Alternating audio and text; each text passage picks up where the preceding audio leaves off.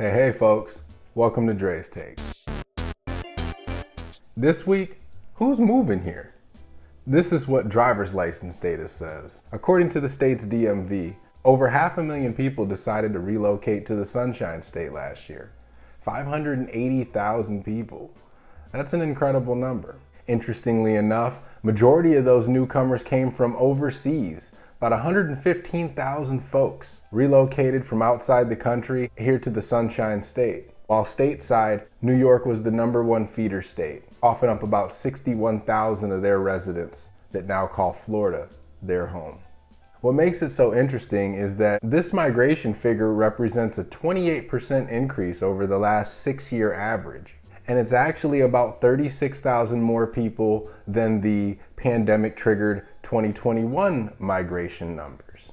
So what does this mean? Well, I for one find it interesting this far removed from the pandemic, we're actually seeing the migration numbers continue to increase.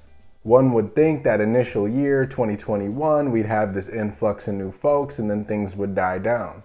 That's not the case. People are still flooded into the Sunshine State, and in greater numbers.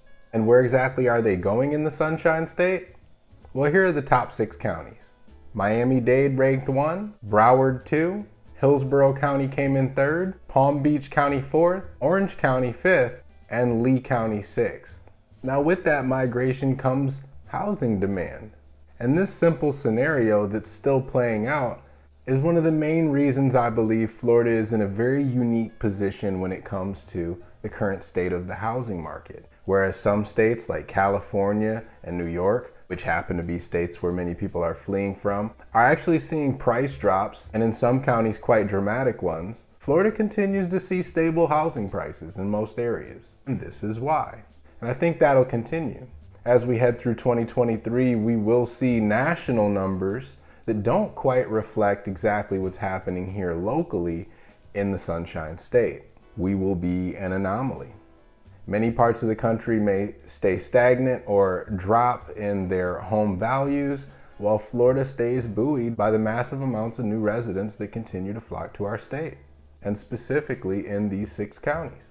I'm gonna link the full article in my email. Be sure to read through that. There's some really interesting data there. And the second article I'm gonna include this week pertains to 2022 housing values and how Florida was the top state for home value growth in 2022. And I think the two go hand in hand. It just proves the point further that the more people come into the Sunshine State from other areas is driving our housing market and will continue to do so as long as these migration patterns stay elevated.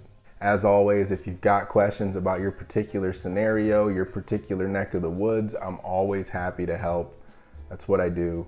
Until next week, that's Dre's Take. Take care, y'all.